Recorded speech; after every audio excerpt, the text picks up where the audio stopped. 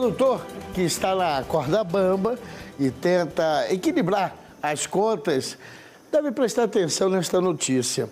A segunda Semana Nacional de Regularização Tributária promete ser fonte de acordos para a reabertura de crédito na conta. Vamos saber os detalhes com Vander Carlos de Aguiar Neto, coordenador de Política Agrícola da Sociedade Rural Brasileira. Olá, seja muito bem-vindo, boa tarde. Satisfação, Fábio. Uma honra falar com vocês aí. Obrigado a toda a equipe do AgroMais pela oportunidade. A alegria é nossa, inclusive para levar informação dessa para o produtor que às vezes se vê endividado, não sabe o que fazer. Tá aí uma boa oportunidade aparecer nessa semana lá e tentar fazer uma espécie de um acordo de como que está a sua situação, né? Exatamente. Desde 2020 a gente vê e testemunha aí um avanço da concessionalidade fiscal aqui no Brasil, e a Procuradoria-Geral da Fazenda Nacional, ao publicar mais de um edital, possibilitando a renegociação dos passivos fiscais, seja aqueles que já estejam ajuizados, sejam aqueles que estejam inscritos em dívida ativa, ou até mesmo de outros parcelamentos que tenham sido cancelados, Fábio, podem sim aproveitar desse benefício e aderir ao edital do parcelamento.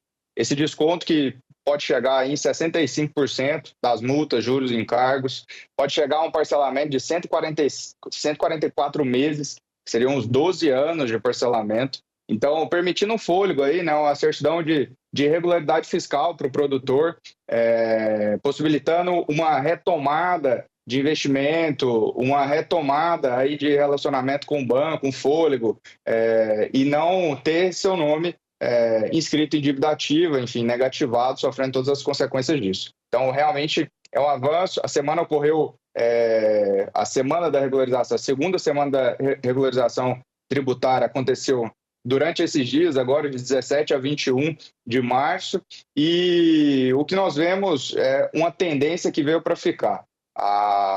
O Estado brasileiro, ele compreendeu que, através da concessionalidade, uma redução da litigiosidade, é possível o Estado arrecadar mais, permitir ao contribuinte devedor que está em uma situação de aperto financeiro retomar sua capacidade de pagamento, um fôlego ali que vai possibilitar ele, de fato, retomar sua jornada de crescimento, gerar mais emprego, mais renda e mais arrecadação para o Estado.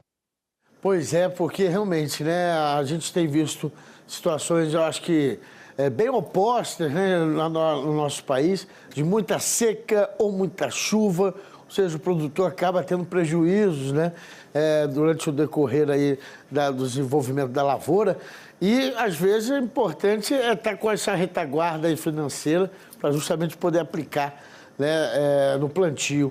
Agora, como é que deve ser essa procura da regularização tributária? O que o produtor deve ter em mente para, de repente, nem cair na próxima, no ano que vem, já não se esbarrar novamente endividado?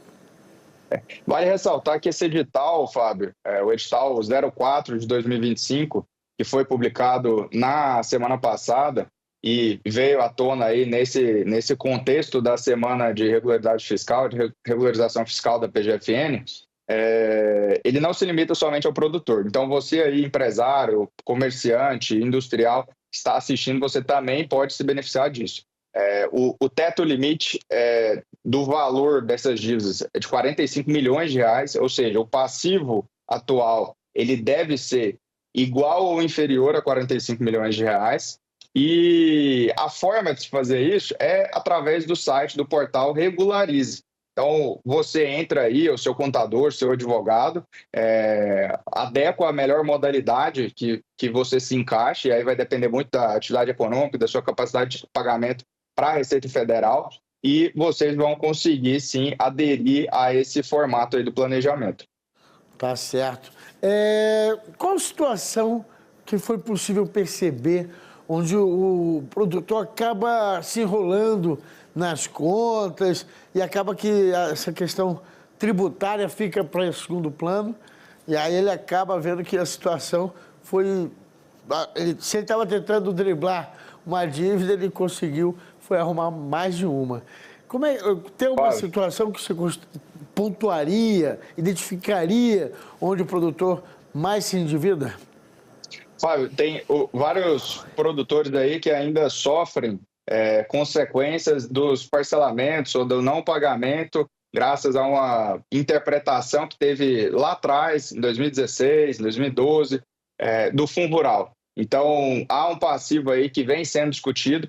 Talvez muitos estavam empurrando com a barriga, né? E agora, de fato, vem tendo uma grande oportunidade de buscar essa regularidade fiscal, resolver o problema, passar esse pente fino aí e vida que segue.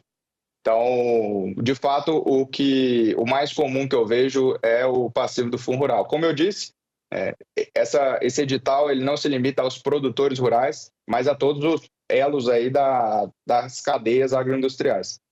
É verdade, né?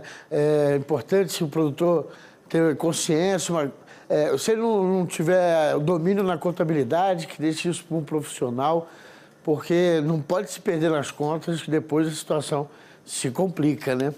É muito importante. Hoje, inclusive, eu estava em uma feira agrícola aqui no interior de Goiás, estou falando de Goiânia aqui, Fábio, e a gente vê, né, os desafios. Tivemos uma safra espetacular, felizmente, e em algumas regiões do estado, pequenas, por razões de um veranico aí, algumas regiões ficaram 15 dias sem chuvas, outras pequenas áreas chegaram a 40 dias sem chuvas, então uma preocupação já com esse milho safrinha, o sorgo safrinha, num momento estratégico, né, que é o desenvolvimento da planta.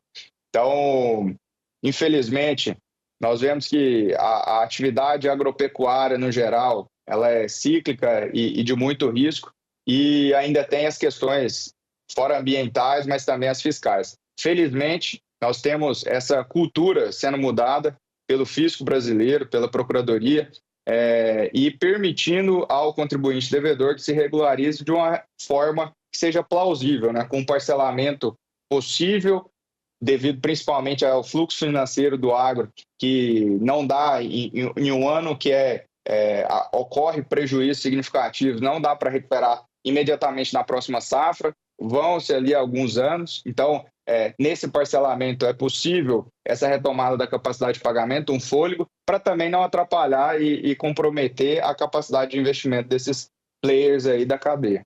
É a nossa torcida para que esses produtores que às vezes patinam aí nas contas consigam realmente colocar a casa em ordem e ter acesso aos créditos, porque se ele não tem esse crédito, como é que ele vai avançar na sua propriedade, na sua atividade?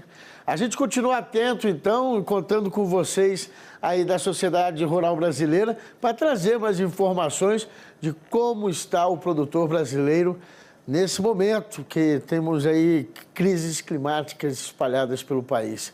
Vander Carlos de Aguiar Neto, muito agradecido pela entrevista, um bom descanso, um bom fim de semana. Bom fim de semana, Fábio. Bom fim de semana a todos, um grande abraço. Um abraço.